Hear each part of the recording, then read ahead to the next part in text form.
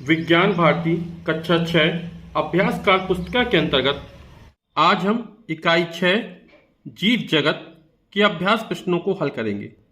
पहला प्रश्न कह रहा है, निम्नलिखित प्रश्नों के सही विकल्प छांटिए। का रात्रिचर जंतु है चमगादड़, गाय, बकरी, खरगोश। तो आप लोग समझ ही गए होंगे कि रात्रिचर जंतु कौन सा है, चमगादड़ है। खा छुई मुई लाजवंती की पत्तियां किस प्रकार के उद्दीपन के प्रति संवेदनशील होती हैं। तो छुई मुई जो होता है वो स्पर्श के प्रति संवेदनशील होता है। का मेढक त्वचा द्वारा श्वसन करता है। आप लोग जानते हैं मेढक क्या होता है, स्थल पर भी रहता है और जल में भी रहता है ना। तो जब वो जल में रहता है तब वो त्वचा द्वारा श्वसन करता है। तो यहां पर ये वाला विकल्प होगा वो सही हो जाएगा हमारा। फिर अगला है, निम्नलिखित में किस प्रकार के पौधे की लंबाई सबसे कम होती है। तो जो शाख होते हैं उनकी लंबाई 1 मीटर से कम होती है। झाड़ी होती है उनकी लंबाई 1 मीटर से 3 मीटर तक होती है लगभग औसत में। और वृक्ष जो होते हैं इनकी लंबाई 3 मीटर से अधिक होती है।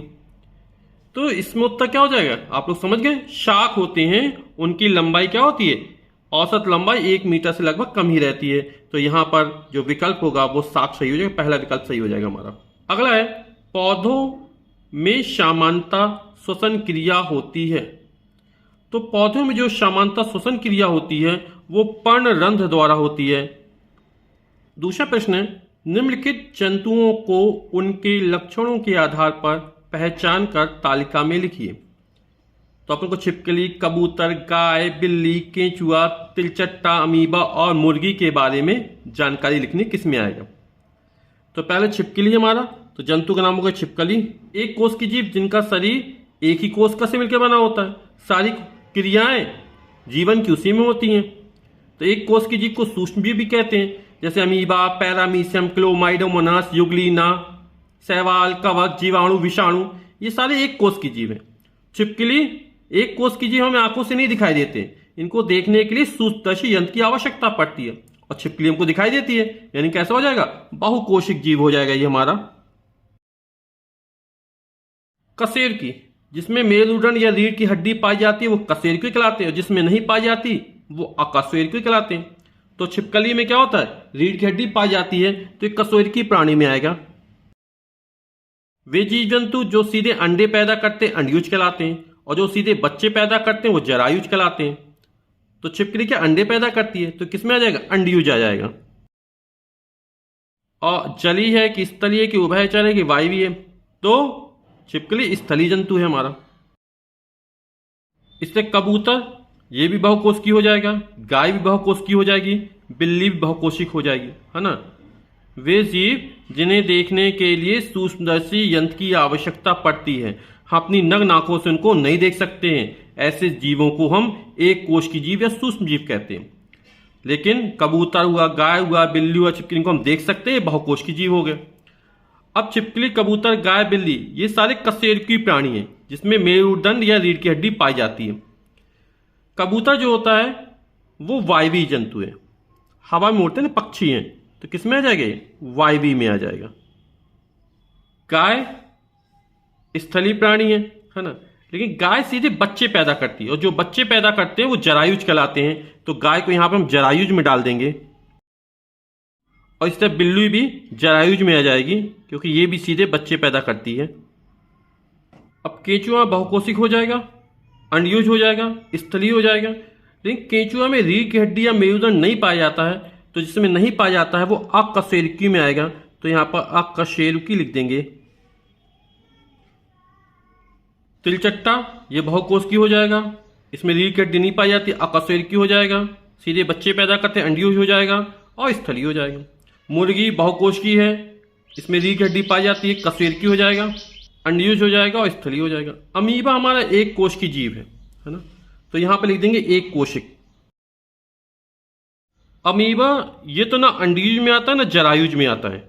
और ऐसा क्यों होता है, क्योंकि अमीबा एक कोश की जीव है जो अलैंगिक प्रजनन करता है, और अमीबा में जो प्रजनन होता है वो बाइनरी विखंडन की प्रक्रिया द्वारा होता है।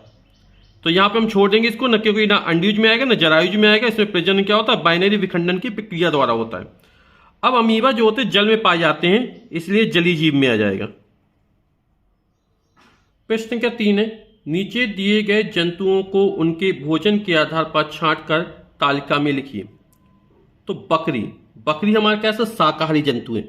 वे जंतु जो पेड़ पौधे या इनसे बनी वस्तुएं खाते हैं और इनके उत्पादों पर निर्भर करते हैं, वो शाकाहारी कहलाते हैं। तो बकरी हमारी शाकाहारी होगी।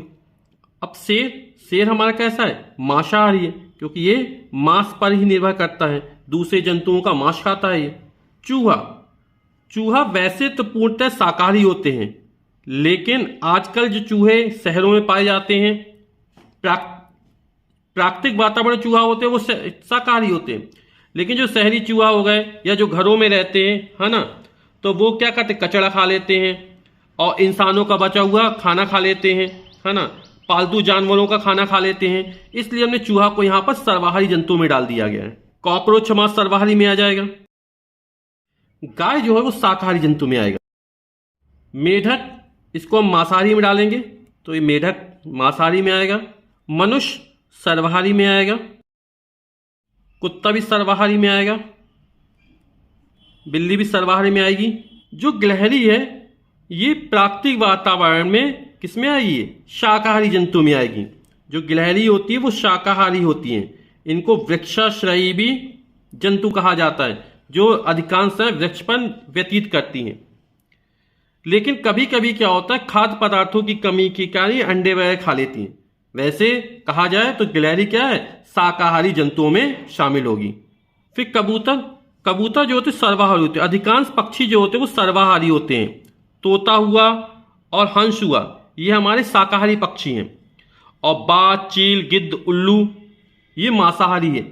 अधिकांश पक्षी क्या होते हैं, सर्वाहारी में आते हैं। जैसे गिद्ध आ गया तो गिद्ध मांसाहारी में आ जाएगा हमारा।